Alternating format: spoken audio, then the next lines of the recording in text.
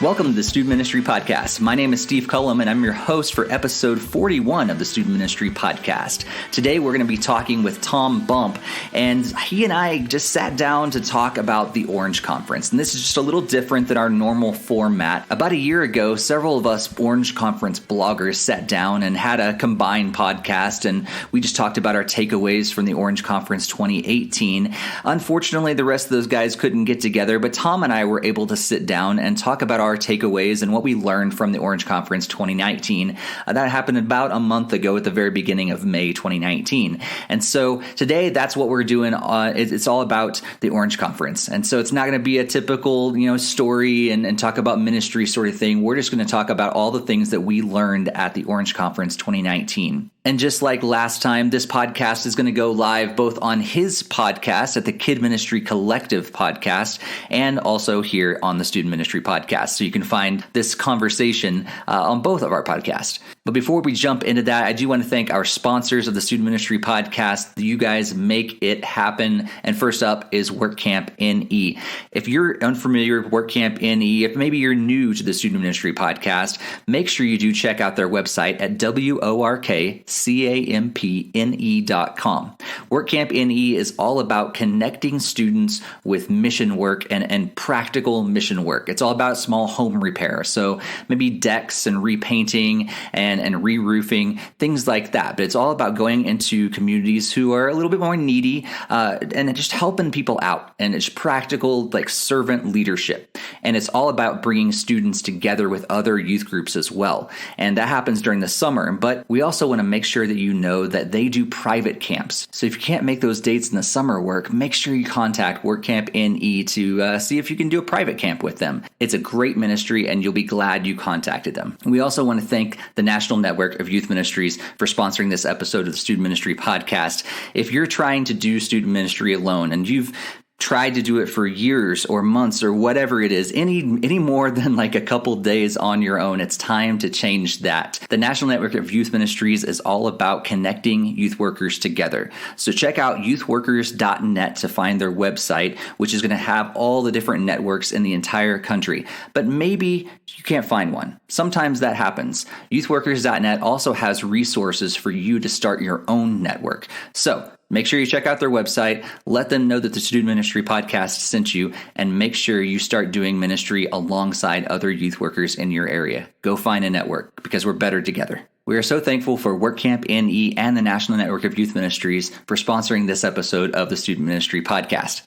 Now, before we jump into this conversation with Tom Bump, I do want to remind you to subscribe. If you haven't subscribed on your favorite podcast app, make sure you do that and share this with other people. And make sure you also follow us on social media. We're at StuMinPod on Twitter, and we're at the Student Ministry Podcast on Instagram. And you can also find us on Facebook at the Student Ministry Podcast. And speaking of social media, we took a poll on our social media because this podcast episode is a little longer than normal. The format is also different, like I said earlier, but the length of this episode is going to be a little longer than normal. And we went to social media to ask you guys, hey, if an episode is longer than normal, what do you want us to do? Do you want us to split it up into different parts, or do you just want to put the whole thing online and leave it up to you, the listeners, to kind of break it up as you need to? And kind of overwhelmingly, most of you said, put it all together, we'll break it up on our own. So that's what's going to happen today. It is a little longer than normal. We normally don't go over an hour on our podcast episodes. We try to keep it a little shorter to like 30, 45 minutes at the max. But today there's so much to talk about the Orange Conference. And so, if you need to break it up, feel free. But yeah, that's what's going on today. Let's jump into this conversation with Tom Bump all about the Orange Conference 2019. Hey, Tom, how's it going? Hey, Steve, it's good to chat with you, my friend. How are you? I'm doing well. It's it's been like 3 weeks now, or something like that. 3 weeks since Orange Conference. Yeah, man, Orange Conference 19. It's hard to believe it's been that long, man. But it's been a little while, and had time to process all this stuff. Just a little bit, yeah. I'm looking forward to talking about it a little bit more today and process a little more with you and everything. But how about, since this is a dual podcast sort of thing, how about you go ahead and introduce yourself to the Student Ministry Podcast listeners, so that if they don't know who you are? Cool. Well, hey, Student Ministry Podcast, you are listening to one of the best student ministry podcasts out there. Gotta say it. Thank you. And because he's not doing a kid ministry podcast, that makes it even better. Just kidding. I don't need competition. But my name's Tom Bump, and yeah, I'm the host and founder of the Kid Ministry Collective podcast. We call it the KMC. I have a Facebook group, so if any of you youth guys and gals have a kid ministry leader, would love for you to share that with them. We'll talk more at the end about it. But yeah, we've been started it as a live radio show on the internet, and then moved to the podcast format a while back, and get the honor of also blogging for Orange now, and that's how we connected, so yeah. So now I'm recording for the KMC today, so you got to introduce yourself to my listeners. All right, so everybody, meet Steve. Hey, everybody on the Kidman Collective podcast. Yeah, my name is Steve Cullum, and I am the student pastor at LifeBridge Christian Church in Longmont, Colorado. And I've been here at the time of this recording just almost 2 years. But I've been doing the student ministry podcast for a little over 3 years. I think it's like 3.5 years now. And it really kind of just started because I loved having conversations with other student pastors and hearing what God's doing in the world. And it's been great to just celebrate. And I love stories, and so our podcast is really built around stories. What's God doing in your life, but what's God doing in your ministry, and then we share some tips and tricks and things that people learn over the years. And it's been awesome for me to just learn from other people. And yeah, I'm looking forward to chatting with you today about the Orange Conference a little bit. Yeah, me too. I forgot to say, yeah, I'm located in Ohio, about an hour south of Cleveland. At a multi-site. I'm at a small campus doing children and students. So I get to have a foot in both worlds too. So I'm not just a kidmin guy. I get to be a student guy too. So right. Yeah, you guys experience in both worlds. So that's cool. Yeah. And I think that's part of why Orange Conference is so powerful for me. Because I can get to go to kidmin stuff. I attend some student min stuff. I even throw myself into the next gen a little bit too. So I'm kind of conference scatterbrained, I guess. Yeah. But that's why Orange Conference, I think, is so powerful for us, because we can take a whole family ministry team and everybody gets something out of it. I mean, even our senior leaders. I mean, unfortunately, I guess we're gonna have to skip out on conference one day and go to the Rethink Leadership thing, and we're gonna have to invade that space, aren't we? But I wouldn't mind just hanging out with Carrie Newhoff all day. It sounds great to me. Yeah, I don't think that'd be a bad day spent, really. Sometimes I'm jealous. I'm like, I'm jealous of the senior pastors. How's that happen? Yeah. So Terry, Carrie, if you're listening, Steve and I both would love to have you on our podcast. Just saying. So that'd be amazing. Or if you want to throw us a free invite or ticket to ULead, we'd be glad to come visit next year and bounce back and forth. Yeah. We'll podcast about it for you. That's right. So obviously that's what I do. I do love about Orange Conference, is because, if our listeners haven't been there before, definitely check out a tour stop if there's one close to you. But definitely look at budgeting, saving up, getting donations, whatever you got to do to go to 2020, because it's going to be even bigger and better. I think it's an anniversary year, right? I believe so. Yeah. So it should be huge next year. I think so. But I mean, it's already, over 7,000 crazy, passionate student, children's, and everybody else kind of conference. Yeah. It really is cool. So, on this joint podcast, we're just going to hit some highlights. Want to break it down for everybody. They have stuff from ULead Day to general sessions to breakouts. We're going to kind of hit it all of kind of what God put on our hearts and what we were challenged with, because every year it stretches. I don't know about you, but I come home, my brain and heart are just so full. I'm like, I can hardly, it took this long just to process some stuff, and I'm still not done. Yeah. Walking through my notes and all that kind of stuff. And I'll try to put a note, in fact, in my show notes, and I can share it with you, a link to like my Evernote notebook. And I know you've got some great stuff you've been sharing on your blog, even, with some of the takeaways and stuff. And we probably can put a note from, our Orange leaders for all the other bloggers, podcasters that were hoping to join us, but bailed out on us. Won't mention names, Tom Ponder, Nick Nick Blevins, David Madrin. Sorry. Oh, did I say their names out loud? But you should check out their podcasts and their blogs. Yeah. Even though Blevins had that little podcast, and That's true. Pounder too. And I heard Madrin was even going to rehash his. So who knows what that crazy dude from Texas will come up with. Boy, they're going to hate us for that. That's true. But they should have been here. So, man, it's like, where do we start? That's true. There was so much. Do you want to talk about the U Lead Day first? I think it's important for our podcast notes listeners to hear that Tom and I got to hang out quite a bit this year, which is pretty cool. I think it was great for us just to get to know each other a lot more this year, and so we traveled around a lot and had a little bit of chance to just kind of debrief along the way. What U Lead workshops did you go to? What kind of stood out from that first day, kind of the pre-conference for people that don't really know what the U Lead Day is all about? It's kind of a pre-conference set of 4 workshops that we can sign up to kind of before all the gigantic crowd gets in there. Right. A little smaller thing. Yeah, you definitely have room to move around in the hall until breakout day the next day, and then it's like you're doing the orange shuffle. It's just you heard a little mooing every once in a while because it was just like this whole whole herd moving through. And man, my first U Lead breakout was one of the best ones that stuck with me so far. I've already been talking about it. It was one of those I came home immediately went, all right, this is going into play. It wasn't something that was going to be such a huge dramatic shift that it wasn't realistic. Sometimes you come home going, I got to implement that right now. Right. This was one of those that I'm like, not only do I need it, it can happen, and it's not going to take a huge mountain to climb to get it. It was with Terry Scalzetti. He's a senior pastor from South Carolina, I believe. And he talked about creating a learning culture for every leader. So really what it boiled down to is the idea of developing, that vision and that strategy in those teams.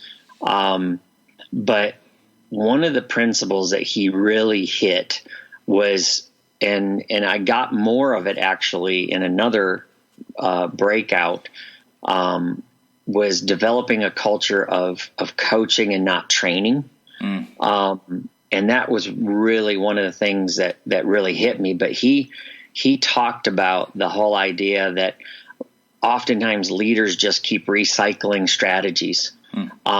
And they try to copy and paste from other people. They hear something's hot over here in youth ministry world or children's ministry world, and let's copy and paste that without thinking about the context and the culture and the dynamics that fit there, and really does it really fit. And oftentimes what bogs ministries down is that jumping from strategy to strategy to strategy without sticking to something. And he said sometimes leaders get bored, and rather than staying with it and prioritizing how that strategy needs to work, they get bored and they stop, and they end up pushing themselves backwards because they keep shifting strategies all the time. He also talked about the whole concept of that as you're building teams and stuff, get out of the mindset of training all the time. Because he said oftentimes we lock in 1 or 2 trainings a year. But he said, I don't know about you, but in student ministry world and children's ministry world, you're recruiting all year long. Yeah. Now, maybe a little less. I think I do a little less recruiting in my student ministry than I do in my children's ministry. Children's ministry, you're really recruiting all the time. You got people jumping on and jumping off teams all the time, it feels like. And he said, stop trying to plug in people to 1 or 2 trainings a year. He said, start thinking about how you can coach them all year long. And that you need to find ways to do that, because if you just throw them into a room, throw them into a small group, they become renters and they're not owning it. They're not going to own it because you haven't done it. So he gave the little thing of saying, hey, even if it's a 3-minute video every week where you can present a part of a lead small principle or something, that's going to be a huge thing. for your leaders, because you're going to keep doing that. And then you throw a little vision in there, because everybody knows vision leaks. So he said, throw in a little bit of that with it too, and a little inspirational story. And you're going to have people better equipped than trying to do 1 or 2 big trainings a year. And so that was so good to kick it off. I walked away with, asking myself, what is my vision? What is my strategy for coaching rather than training? What's my leadership handoff strategy? And then, do I really know what my teams need? And am I giving it to them when they need it, how they need it, in a way that they can digest it? Yeah. So that one was, for me, it really kicked off in a great way. And it kind of dovetailed into another one. I might as well hit it while I'm there. I think we actually went to the same one on that one, right? Yeah. Did you, Frank and Jessica Beeler's on developing a coaching system? Yeah. As you were talking about that, I was like, that sounds very familiar. Yes. And so, it was funny how those two dovetailed each other. And that was my first and my last of the U-Lead breakouts. And so, I'll be curious to hear what your thoughts were on that one, because one of the quotes I put on there is, if we don't consistently equip and train our workers, our teams, and don't have systems and strategies that work, no curriculum is going to fix it. And I don't know how many leaders I've coached in the past or just talked with in the past that struggle. And it all comes down to, they've used curriculum to try to fix something that should have been fixed through systems and strategy. Yeah. And I thought that was huge. Yeah. It's so interesting, because it's as I've actually had a couple conversations with some kids ministry workers at our church, and some of them are also parents of students that are moving into our ministry. And so they're in the place now where they're kind of trying to, some of them have been in the church for a while, and I'm sure you have parents that come along that are like kind of critiquing the curriculum. Sometimes they're like, I don't know if it's as deep as it needs to be, and all this other things. And what it really comes down to is what you said and what they were saying as well. Like, it doesn't really matter what curriculum you use, as long as it's a good, solid, foundation. It's up to the leaders that are trained and equipped and empowered to just take it where they need to be able to learn their kids and go there with it. That no amount of curriculum is going to be able to the right solution. Yeah. Yeah. So when you listen to Frank and Jessica talk about the coaching system, what struck you? I'm curious what you got out of that one. Funny enough, I actually went into it expecting what they said it was not. So in my ministry, I'm at the point now, I think I actually even talked about this in our last year's recap, was that we need to put in some additional layers of leadership and add those coaches within it. And when they kind of started off as like, so this is not the coaching strategy of like layering leadership, I was like, oh man, that's what I was hoping for. How do I add those other people in? Because I know I need to, but where do I find those people? But as they were talking about it, it was cool, because it made a lot of sense to me. And I don't necessarily pride myself that I figured this out. I think it was a lot of people that had poured it into me over the years that we already have not been doing like those 1 or 2 year or once or 2 year or once or two a year. That's what I'm starting to say. Trainings or anything like that. It's more of a an ongoing thing. However, I love their idea of putting people in place to really to actually coach as they go. Because I think that's just a huge concept to have people that can really come alongside your leaders and just help them as they develop as a disciple themselves, but also as they try to lead their kids and lead their students, to not just talk about strategies, but actually like helping them become a better leader. And I think that's huge. Yeah, because I think a lot of people get the mentality that. And this was a shift for me too, even because I had thinking like time's going to be on scheduling, filling holes, recruiting. And boy, they really hit home of, hey, if that's as far as you go, you're missing a lot. And that your coaches really need to be in the rooms to critique and encourage, not just criticize, but you want them, excuse me, to do more than that. And so, I mean, it was developing systems for even how do your coaches get feedback, and then how do they share that, and how do you systematize even encouragement? And I was like, yeah, I hadn't thought about that one either. Yeah. We just kind of randomly pick times of the year that we say we're going to bring in donuts for the team, or we're going to do this or that. And I loved how Frank and Jessica explained how you need to be intentional with planning those kind of things for your coaches, but empowering them to do even more than that. That was really good. Giving them some budget money.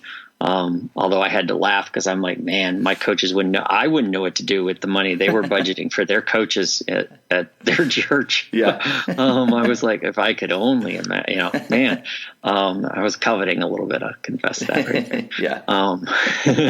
But it was really good just to think about that whole idea of just how getting away from a training mindset to a coaching mindset could be a powerful shift and a real team builder. Yeah.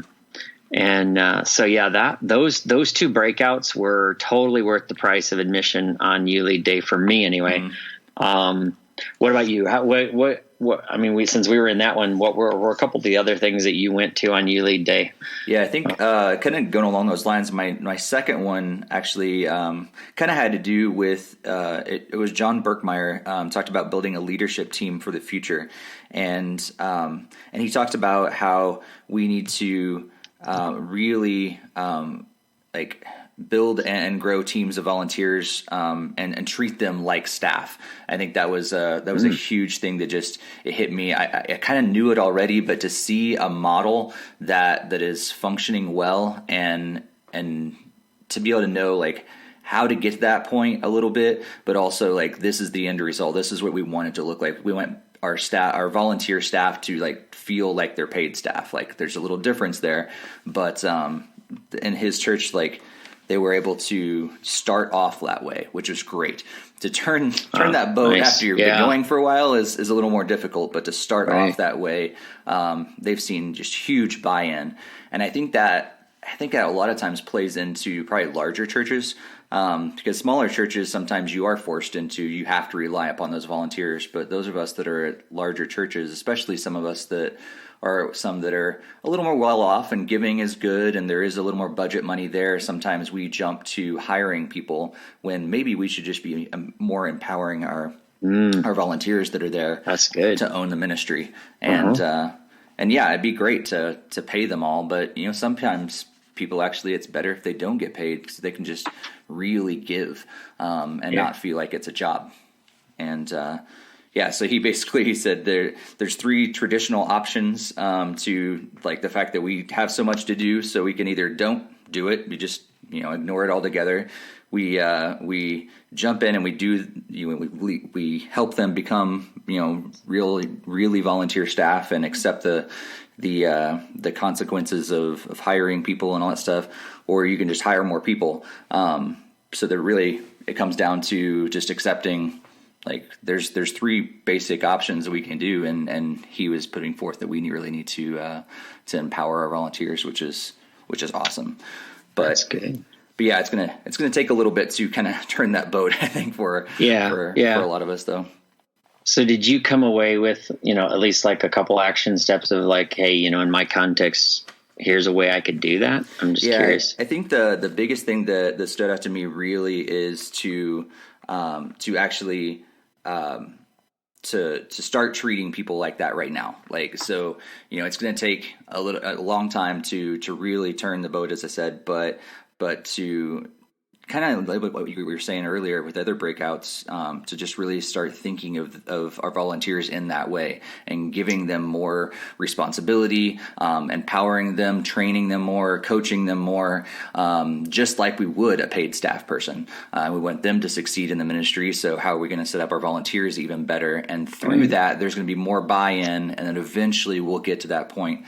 But yeah, and also to even train them as we're training like our paid staff. So in our context, we're a lot of times helping our paid staff say, hey, you need to replace yourselves. You need to develop teams that will eventually, lead the ministry so that you can just lead those teams of leaders. And so basically setting our volunteer leaders up to do the exact same thing. So things like that, I think will help eventually, get us to that point. Yeah. Oh man. Good stuff. Yeah. Good stuff. Well, what you got one more? I just hit it really quick. John Acuff was the first one I went to, and the funny thing was it was called like Meet John Acuff, and I was like, cool, I'll start off simple. I'll just go meet John Acuff. But he had some really great things to say, and it was kind of funny because he's like, I don't know why they titled it Meet John Acuff. It sounds so pretentious of them, but it's like that's not what I'm going to talk about. I'm going to talk about influence today and leading through influence, and so he hits. How to actually gain influence and lead to influence. And so he said that it all starts with identity and then moves to values and then who we're listening to and where we spend our time. And it should always go out from identity first. We shouldn't want to gain influence and then figure out where we're time, listen, values, identity, and go backwards. It always should start from the center of who we are and who God has created us to be from Ephesians 2:10. That's good. And then let that influence our values and let that influence who we listen to and then where we spend our time. And then through all those things, we'll gain our influence. Wow.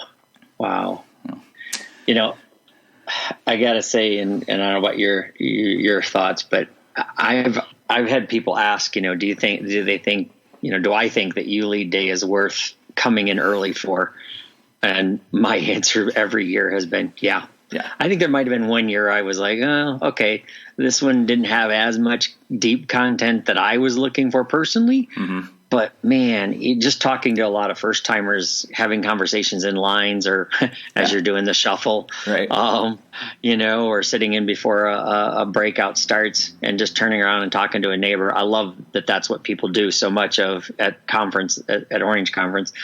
I just felt like You Lead Day this year just hit it out of the park for my, I had all of my breakouts for You Lead were really solid. Yeah.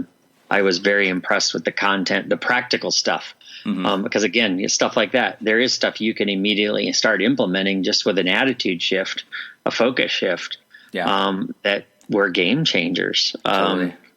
And it's almost worth just, if you have a day, I'd say almost just go to You Lead Day, hit the first main session that night. And if you got to move on, you've got enough to like chew on for the next several months. Absolutely. And of course, when they kick off the general sessions on Wednesday night, on You Lead Day, it's always like, oh, I don't know if I could take any more, but it just sets the stage for the rest of the week. So what was your impressions of the theme this year? Was making it personal. How did that strike you as they kicked that off? What would you think? Yeah, I think several of us actually had that conversation, earlier. We're like, how is this going to play out? Because it's such a simple concept, a powerful, incredibly powerful concept, but such a simple idea that Jesus was personal in his ministry. He made it personal all the times, and that's the reason. One of the huge reasons why he made such an impact was because he actually got down with people, got in their mess, learned who they were, and made God personal. And I think that was really cool. But yeah, I think they played it out really well. I think just kicking it off with what Reggie talked about, those 5 questions that the kids and students need to know, those were huge. Those questions were, do you know my name? Do you know what matters to me? Do you know where I live? Do you know where or what they've done? The kid has done, and do you know what I can do? And I think that's huge. Like Doug Fields is a huge mentor to mine, and he talks about the different the logos, pathos, and ethos of like how to help students understand that you really truly know them. And I think that was kind of take that idea but just expanded it a little bit to help them understand that you truly do feel personally for them. And that's why you're sharing Jesus with them. That's why, because you really truly care for them. And I think that's huge. It's such a simple concept though. But they did a really good job of, I think, fleshing it out over the week. Like, what's this look like in different situations and different circumstances and stuff. But what'd you think about it? Yeah. Well, yeah. I mean, it's so simple that he went total old school. Yeah. I had to love when Reggie starts building up the hype for some high-tech brand new teaching device and then pulls out the flannel graph board. I'm just like, oh yeah, baby. Cause I'm an old dog and I've been doing KidMin a long time. And I started with a flannel graph board. My mom, I should say, has a set of those figures, and my kid ministry people will know older kid, more seasoned. There we go. Not older, seasoned veterans of KidMin will know Betty Lucan's flannel graph. That was like the creme de la creme major. You're spending major bucks. This set of flannel graph, you literally got it in pieces and you had to glue pieces together. So you're gluing heads onto bodies. And yeah, it's a nightmare. And then you had these boxes with these like poster board that had numbers and shape outlines. It looked like an FBI scene, murder scene, because you got all these body outlines, and that's where you placed your figures. And so as you would find these Bible lessons, you would pull out these certain numbers. Trust me, it was high tech back in the day. So when Reggie pulled that out to make this story come to life, it was so powerful. Like they just have this art form. Mm-hmm. I mean, if you honestly just came for the general session time, the art form that Orange has for storytelling throughout the whole conference, mm-hmm. and taking those 5 questions and then breaking into the general session day on Friday, or all day Friday, and tearing those things apart and making each of those questions a personal question, that forces us as leaders to say, how well do I know my names of the kids, mm-hmm. that I serve and the leaders that I serve? Do I really know what matters to them? Do I know what it looks like in their world? Do I really know what conditions they live in and how their life is going and what's going on behind the scenes of a kid or a student or a leader for that matter? And do you see them in there? I mean, man, they were masterful this year of, taking such a simple theme on the surface and just coming and pounding home mic drop after mic drop moment. I mean, I literally couldn't type, tweet, blog fast enough to keep up with all my fellow bloggers and stuff. I was just soaking it. It was all so good that opening night, I thought it can't get any better than you lead already. And then boom, they come out there with bringing students on the stage to lead us in worship, to then, Reggie coming out and just saying, hey, look, Jesus stopped, he saw Zacchaeus, mm-hmm. and it got personal from right at that moment. Everything shifted at that moment when Jesus stopped and saw a man in need. Boy, that was just really, really powerful. To kick everything off. I thought that was really good. And when he asked that question, what does it look like if we're going to invite a generation of leaders to make it personal? Mm-hmm. What could change? And it's just like, wow. That's good stuff. And I mean, then he had that conversation with Virginia Ward. Mm-hmm. That was wow. I mean, she hit us with some such good stuff about the church being the place that kids need to find hope. Yeah. And help find worth and to dream. And it was like, wow, it's good stuff. It is. I feel like that's kind of what, I don't know, I'm kind of jumping ahead and kind of summarizing a little bit here, but I feel like that theme just permeated everything. I mean, as it should, because that's how they designed it. But every time I went to a main session, it was it was so personal. Like they brought in their own stories. They talked about how God was made personal for them, and that's why it set them up for who they are and what they're doing today.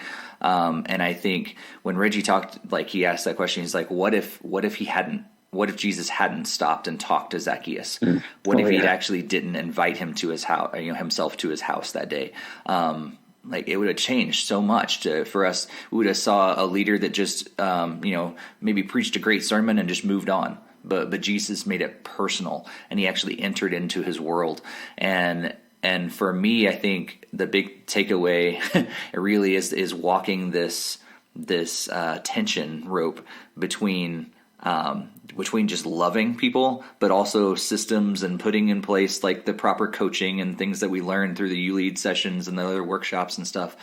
But really what it's all about is being personal, like Jesus was. Yeah. And any systems that we put in place and coachings and teams and all that stuff really needs to point toward being personal. If it's not getting us to a point where we can do that more, then really there's no point in those things. Like the goal is to get to the place where it just becomes natural just to answer those 5 questions all the time for kids and families that walk through our doors. Oof. Good stuff, man. It is. Yeah, I mean, it was just, I mean, and that was just the first opening night session. Right. I mean, and it was just, I mean, Kirsten Ivy talking about just stop being so shallow. Mm-hmm. And just that fact that, if we're so focused on our time and our agendas and our structures that we don't stop and see people. And, I was just looking back in my notes and I see this thing of nobody needs to be seen by everybody, but everybody needs to be seen by somebody. Yeah. It's like, oh, am I so focused on my admin stuff, my team building stuff, my structures, that have I stopped seeing people? Is there somebody out there that needs me to know that I've seen them? That one rattled me. Because when I first got into ministry, I know how passionate I was about being out there with the students, being out there with the kids and all that. And I seem to spend more and more time in my office having to take care of and it kills me. And when I go to the conference like this, I'm like, I need to get back to my roots, man, and get back out there because there are people that need to be known. That was so good. So that was just opening night, man. Right. And the whole day, the next day was filled with breakouts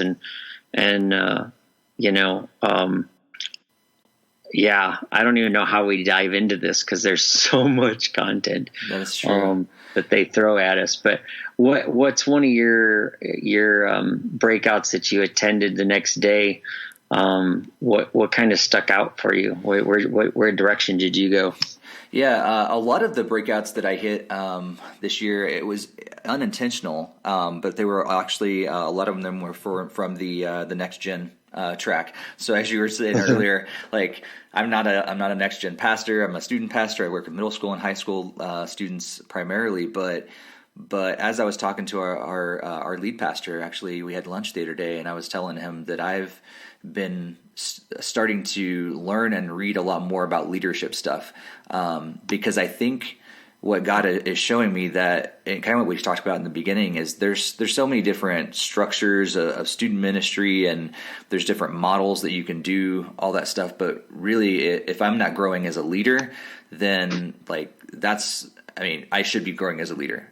That's where I really need to be putting a lot of my efforts, not in learning all the new strategies and all the new things. Those are all important, but not as important as learning how to lead leaders better. And I found myself signing up for a lot of those, which was great to just see things from a different perspective, to see things from a bigger church perspective on even how student ministry and children's ministry can come together a little more under the family umbrella, and how we can lead families better. One of the ones that I went to was with Kara Powell, and I love hearing Kara speak. And But at the same time, I've also heard her talk about the same things a lot of times. So I was kind of a little bit skeptical. I'm like, okay, I hope it's something new this time, because I've heard her so many times. I'm like, please be something new. I need something new from you, Kara. And it was really, really cool. So she talked about how to help parents of teenagers win, and which is something that we're really working on as our parent side of our ministry. And so she talked some about the Sticky Faith stuff, but also the Growing Young, and now the Growing With book that they just put out. And one of the things that I knew already, but just really she hit home, and it was so important, is that the number one thing that will keep students connected with their faith long term is intergenerational worship. And so we need to be doing as best as job as we can in the church to help students and kids understand that they are part of the entire body. So I think she expanded upon it, not just worship as in our worship services, but that they feel like they are a part of worship at our church. That includes they're serving right alongside adults, and they're involved in the same worship times like the actual worship services, but that they feel like they have a place within the ministry. And I think that's a huge thing that I'm trying to shift around, because I think for a long time within student ministry world, you probably noticed this, is we've just done a really great job of creating these alternative services and these alternative things. But like, how are we leading the charge and helping our students and our kids get plugged into the overall church and help them understand that this is theirs as well? And so she's actually working on a book, but she talked about a key strategy of MAP it. So like, it's an acronym, I think. So about meeting people, so helping parents meet the right people to connect with their kid, to add experiences, so around relationships where parents can connect with each other and help them prioritize time. So parents are always saying they're busy, so we need to help them how they prioritize their time. We also need to identify interests, so help parents to really connect with their kids' interests, like help them to understand like who their kid is and who God's created them to be, and also talk together, so just help families have conversations with each other. And when we're doing that, we're putting, as Orange talks about a lot of times, the primary spiritual influence is the parents. And so we're helping parents to be that primary spiritual influence.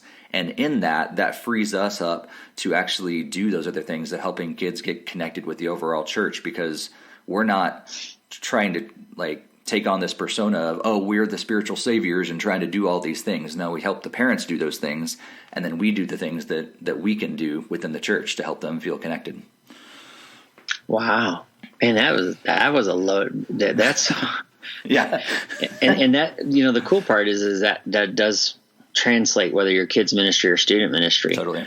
And that's something that we can't, especially because we all know parents have the most time. How do we leverage them? That's funny, because I went to her breakout about, and she did talk more about growing with in this breakout, which I have not read yet. I got to get it. It was sold out at Orange Conference. That's true. But I have it. I just haven't read it yet. Yeah. But it was talking about, just helping parents to win a little bit. But it was, she talked about, leveraging how to leverage the car time, and we're helping parents have better conflict. And it was really good. She went through each thing, and she talked about how to think, create, and what we can do better. I loved her flow of it, and what we as a church can help offer. And it was really a good breakout to just expand your thinking about how to connect better with parents. And so, yeah, if you're out there and you're listening and you're struggling with how do I connect, you may want to check out some of Kara's stuff. It's research based. It's not just anecdotal. She really knows her stuff, because she's done the research to say, here's what people need. Here's what they're asking for. And often we're good in the church of saying, here's what you need. We're going to tell you what you need, without really asking, hey, what do you need? We're good at that. Yeah. And I like how her approach is, hey, I asked the question, what do you need? What are you looking for? What are you struggling with? And here's what the research shows, and here's how the church can step into those gaps. And I loved, how she talked about for parents, and what they can do for their students and kids and stuff. That was a good breakout. So it's kind of fun how those dovetailed each other. Yeah. So what any other highlight you had from breakout time? Yeah. And it's another one that I don't have time to really, I'm still trying to process it. It's one of those things that is still ongoing, I think within the church world. And, but Tom Shefchunas, Coach Chef, talked about, responding to the LGBTQ, reality. Wow.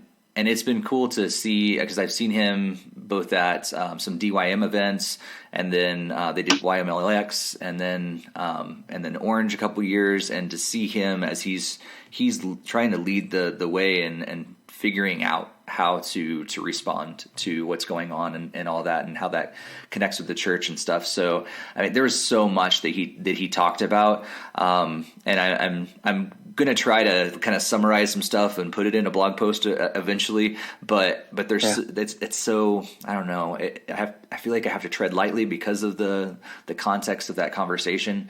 But it was really cool just to see how God's been affecting his heart, I think, around all this.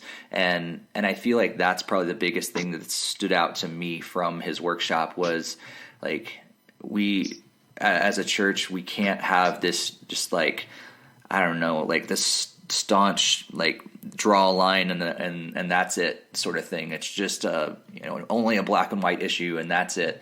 But to actually be personal, which connected with this whole theme, but to really step into people's lives and help them understand and help them see that they're loved and help them see who God's created them to be, and really get at that deeper identity questions that goes beyond just the LGBTQ stuff. It's like, who has God created you to be, and how does he really love you?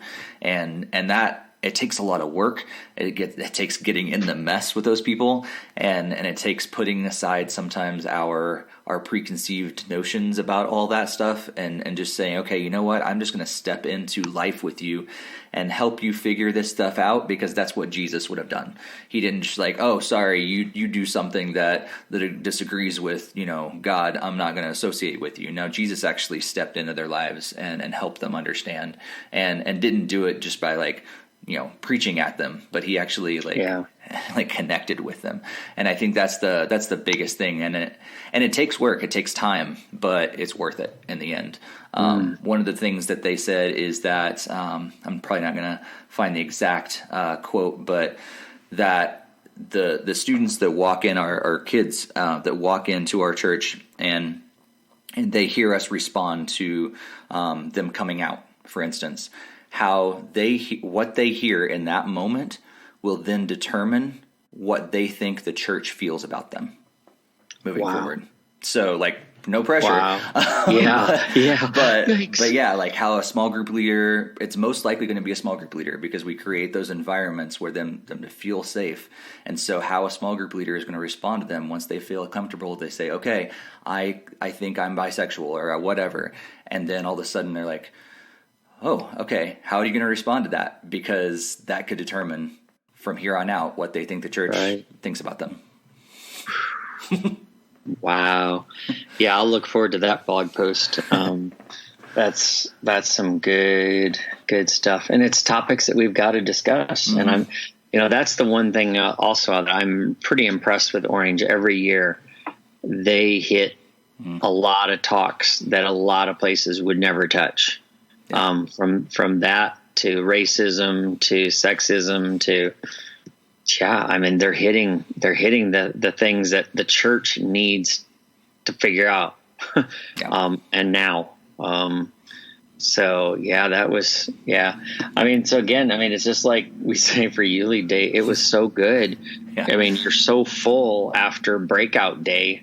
Obviously even with all the crowds, the buildings fill up, the rooms fill up, but the content, again, they had such a wide ranging, so if you've never been to Orange, the breakout day is a pretty powerful day for your team, that you can spread them out, send them out to different breakouts, and you're going to come back with some amazing things to chew on, for sure. And then on top of that, then we have the final day of all general sessions, where it's just like totally, I mean, it's like, how would you describe Friday to somebody? Oh man. Friday is, well, I think typically Friday is definitely a drinking from the fire hose sort of day. You just got these amazing thinkers that are just like throwing amazing ideas at you one after another. And for those of us that are, taking notes and trying to blog about this whole thing, my fingers are tired by the end of the day. But this year I feel like that was the case, but I think they flowed together so much better that they kind of just built upon each other this year. And I felt that was really good, because I didn't feel as exhausted. And actually what I felt like at the end of day 5 or day 3 was more, you know what? All right, I'm ready. I'm ready to go. I'm ready to do this. But it was I did feel that tension though, because I was focusing on the practical stuff that I had learned on the workshops, and I actually had to put some things in place to do this. But at the same time, what I kept hearing over and over and over again, those main sessions, was go love people, go love people, go love people, be personal like Jesus. And I'm like, so part of me which wanted to chuck everything out the window and just like, who cares about all this stuff? Let's just go love people, go to the streets and love people. But then I was like, okay, Steve, like some systems are important for us to do that better. So I gotta walk that line a little bit. But yeah, that's kind of how I felt afterwards. How about you? Yeah, I mean, it was one of those where I just felt like it was like amazing TED Talk after amazing TED Talk. Yeah. And yet different, because Reggie often brings people around a table and just sits there and has conversation.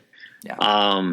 And those conversations were so informative. I mean, in the lineup of speakers, Tadashi, Sam Collier, Nona Jones from Facebook, which again, I'm going to give Carrie Newhoff a podcast shout out. That podcast with Nona Jones about how churches can use groups in Facebook. I don't know if you've listened to that one or not. I haven't yet. No.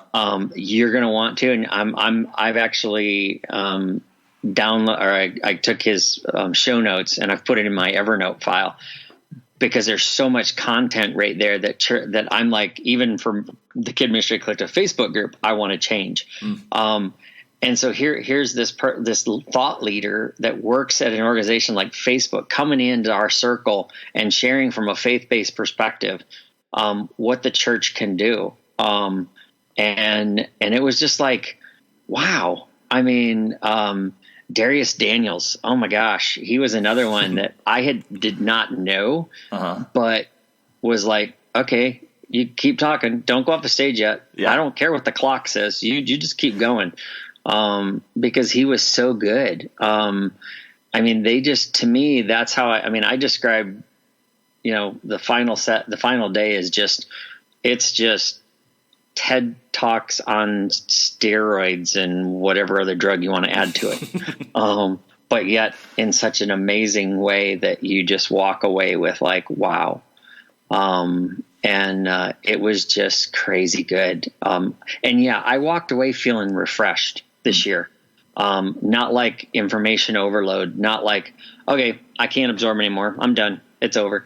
I just felt like, and I had to be in every session too. There's sometimes I'll confess, I kind of go, okay, I'm just going to go sit out and have a conversation with somebody because I can skip this one. I felt like if I moved, I was going to miss something. Yeah. And that made this year's conference different for me, because I was like, darn, I had people I wanted to go connect with. Yeah.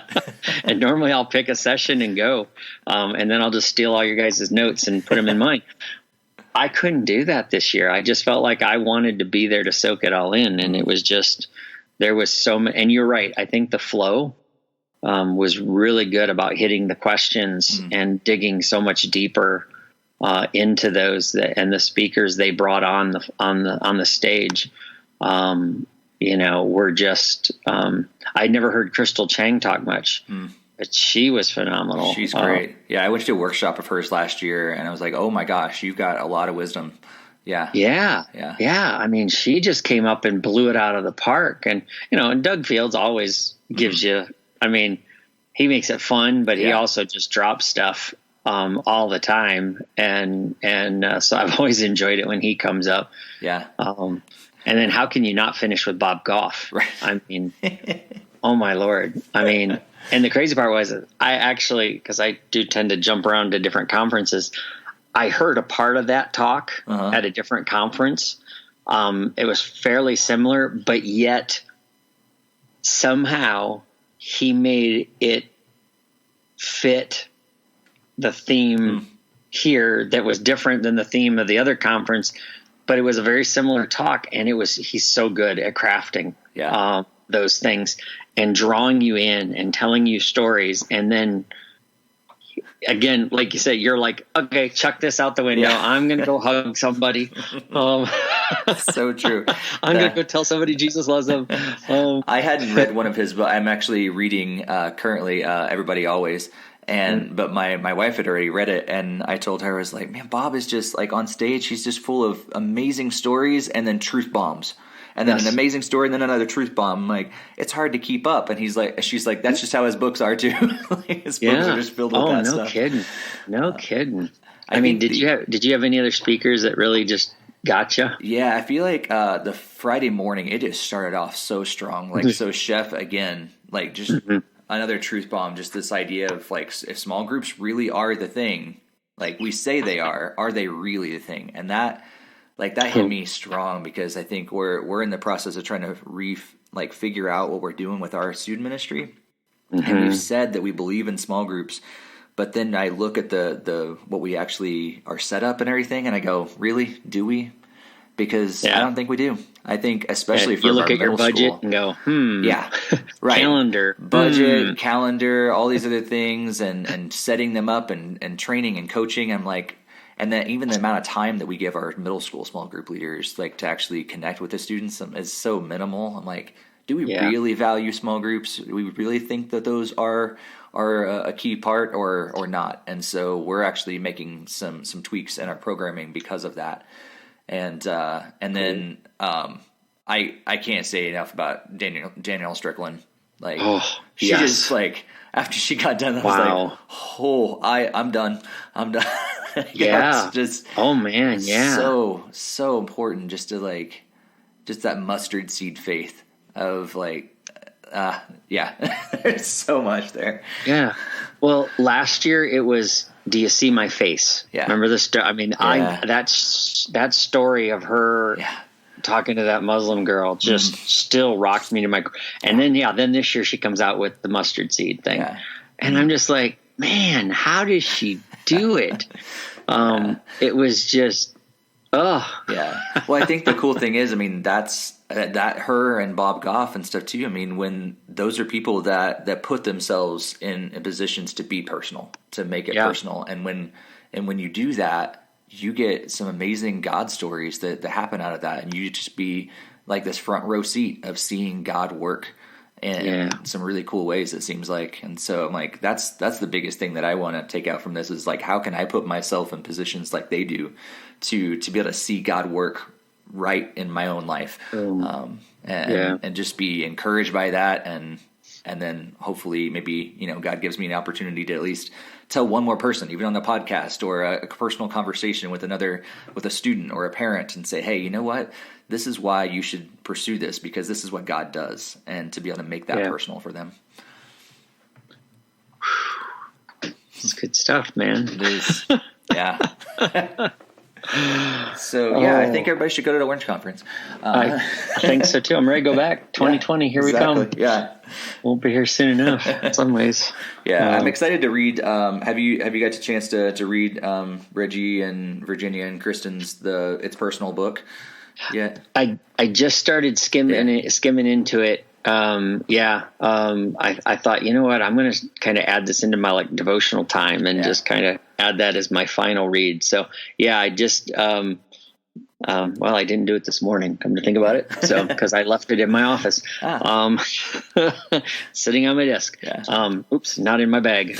So yeah, but yeah, I definitely want to dive in on that one. I was talking to my buddy Ron Brooks, and he dove into it and said, "Man, so good." And he said, in fact, even if you weren't there for some of the general sessions, he's like, there's a lot of content that they threw into the general session that's in that book. Cool. So that made me even more excited to read. Yeah. I feel like that's probably the biggest thing, like, that I think we should share with our listeners is, like, if you want to learn more about this, it's a really short book. I mean, those things are like 80, 90 pages. So you got to fly through it pretty quick, but don't like soak it in. Right. But if all this, what we talked about today, kind of sparks an interest a little bit, that's probably a good place to go to learn a little more about it. Yeah. Yeah. And for sure. And start checking out the Orange Conference blog, and registration will be opening up. Tours are going to be coming around. So again, if you missed an opportunity to go to Orange Conference, or you weren't able to go because of funds, Orange Tour set up so that you can take a team and go for a day, and you're still going to get the themes. Mm-hmm. They're going to dive into it on a smaller scale. You're not going to go quite as deep.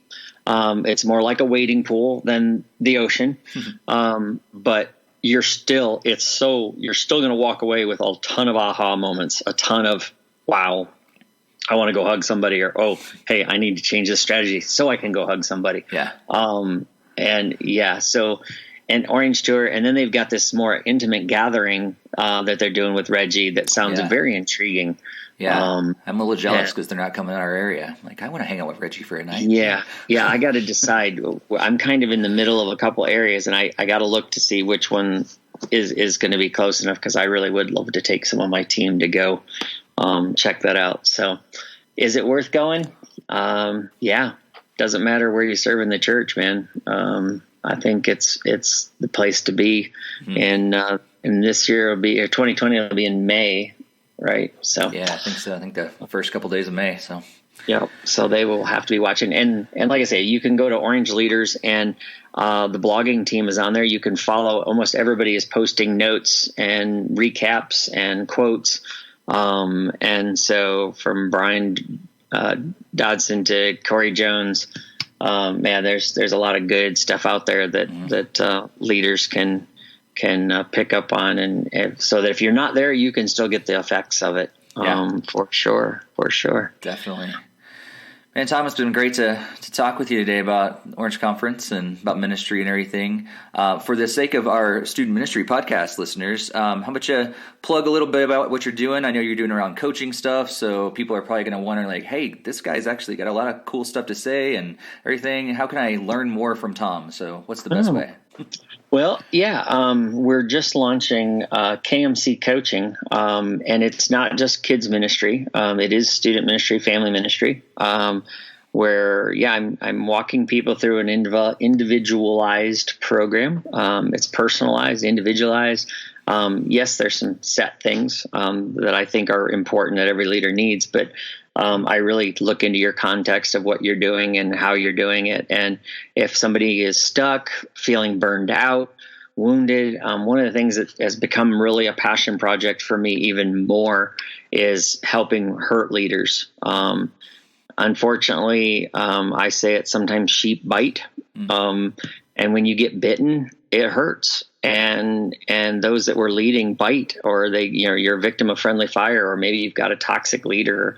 I mean, there could be a variety of things. And I just have seen some research recently that showed how so many leaders come into ministry and don't even last 5 years, and they're out, and they walk away completely from the church, completely from vocational ministry or bivocational ministry. They're just done.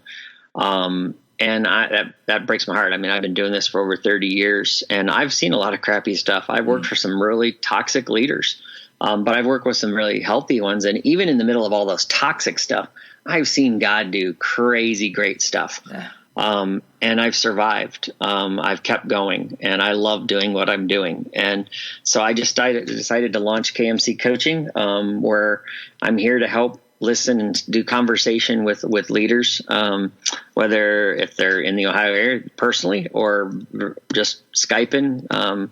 or on a phone call, I want to be there to help people out and to connect them. If I get a student leader that needs some help, hey, I'm going to call Steve and say, hey, Steve, join me in this coaching session. Let them pick your brain for a little bit. And that's the cool part about it. I think I've got some great friends that will dive in and make more wisdom than I have.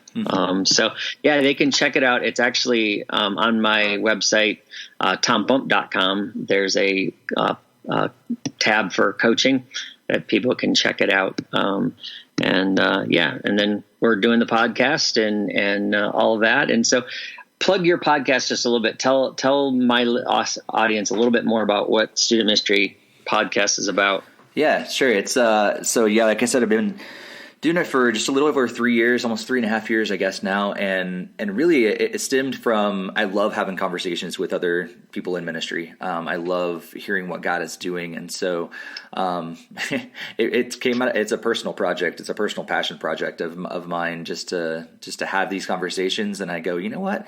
I need an excuse to have these conversations, and maybe I should record them and see if anybody else would like to listen in as well. And it's just been an awesome experience to be able to do that, to hear lots of different leaders, young leaders that are just starting in ministry, leaders that have been doing this for many, many years. We've actually went a little international. We've had a couple people from Canada. I can't even talk. Canada.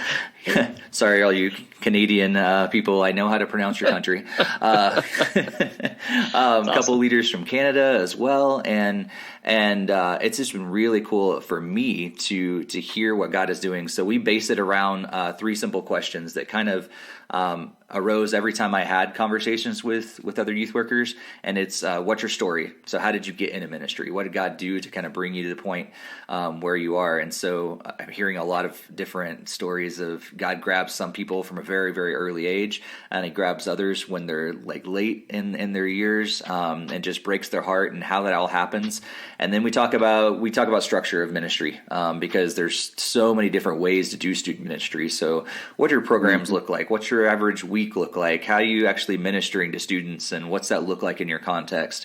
And then we just talk about a couple tips and everything at the very end, and things that they've learned over the years. And so it's typically somewhere around a 30 to 45 minute conversation, and hopefully it kind of just does a lot of encouraging, but also brings some practical wisdom there as well. Cool. Well, I guess we better wrap this up. But it's sure been good talking about Orange Conference with you and processing more of this. And I'm sure we're going to have more sidebar conversations going down the road. But hey, thanks for letting me invade student ministry space. And I sure am glad you joined Kidmin space today. I appreciate it. Yeah, it's been good. It's always good, and to talk to other youth kids workers as well. Because I've told our kids ministry workers a lot at our church. The more that our kids ministry succeeds, the better our student ministry is. We get to benefit from an awesome kids ministry. So thank you for all the work you guys do in kids ministry world. Yeah. Well, that's a great way to end it. But I have to say too that without a great student ministry, our kids won't have anything to look forward to. So thanks for doing a great job too. Thank you. Well done. All right, man. Good talking to you. You too. Well, that pretty much wraps up episode 41 of the Student Ministry Podcast. But before we go, I do want to remind you one more time to, number one, check out our sponsors' websites. WorkCamp NE is WorkCampne.com. And the National Network of Youth Ministries can be found at youthworkers.net. Make sure you check them out. Make sure you let them know the Student Ministry Podcast sent you. And thank you so much for sponsoring both WorkCamp NE and the National Network of Youth Ministries. You guys are awesome. Also, make sure you follow us on social media. It's a great way to enter into the conversation between podcasts. And also make sure you share this podcast with others. Maybe someone is kind of curious about the Orange Conference, and this is a great way for them to learn, hey, this is what goes on at this conference. This is all the great stuff that you can learn. And if you're curious about the Orange Conference yourself, make sure you check out theorangeconference.com. And while you're at it, go ahead and tell them the Student Ministry Podcast sent you as well, and the Kids Ministry Collective Podcast. We thank you so much for checking out episode 41. If you're new to the Student Ministry Podcast, make sure you check out all the episodes that came before this one. I love talking to youth workers about what God is doing in their lives, what God is doing in their ministry, and just sharing wisdom together. It's a great opportunity for me, and I hope you guys enjoy it too. We'll be back again next month with an amazing conversation with another amazing youth worker. But until then, may God bless your ministry.